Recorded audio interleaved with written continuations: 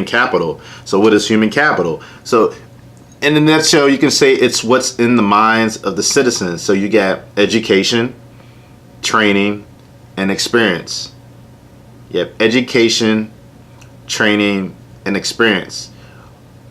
First, talking about education, let's be clear that going to college and education is not necessarily the same thing. You got people that go to college all the time and they are dumb as a rock. I've seen them. I've dealt with them in all the years I was in undergrad.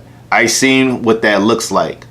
When I visited University of Ibadan, the first university in Nigeria, I was very fascinated with the fact that these young minds, these young students will bend over backward. They will spend their last dollar to go to a university.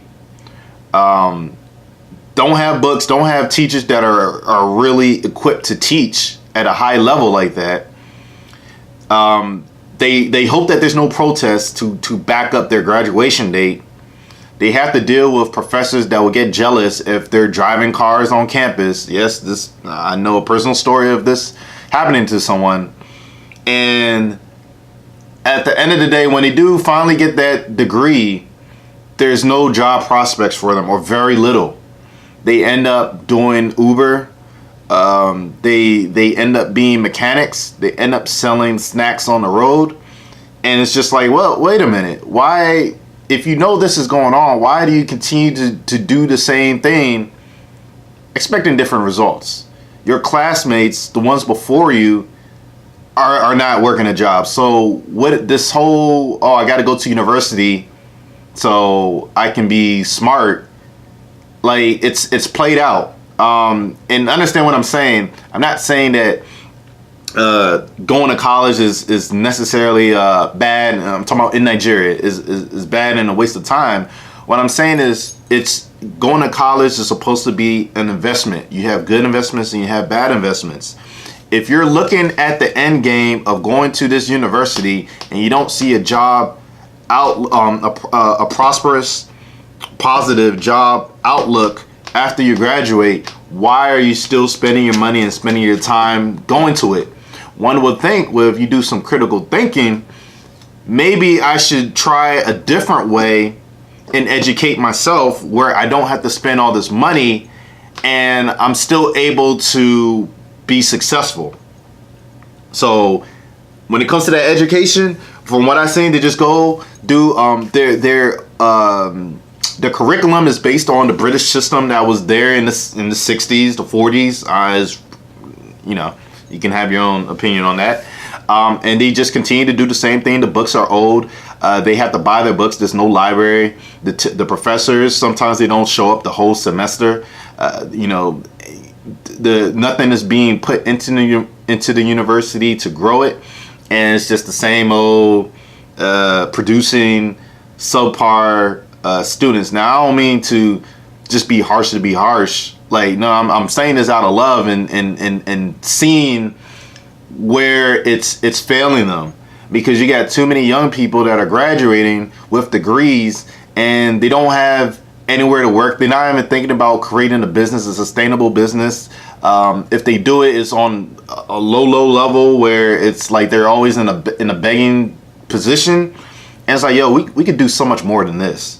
Like, you have the possibility to do a lot more than what you're doing. So just forget the whole procedure. I need to go to university so I can have a degree and I'm not looked at as a common person. Forget that. It doesn't make you look like you're actually in a worse position going to college, spending all that money, and still working besides those common people on the street. Like, how are you better? I would say you're even worse, because you knew people before you that didn't do too well after graduating, and you decide to follow the same path, and then you question why you're in the same position as them. So moving on, training is very important when it comes to creating a highly skilled workforce.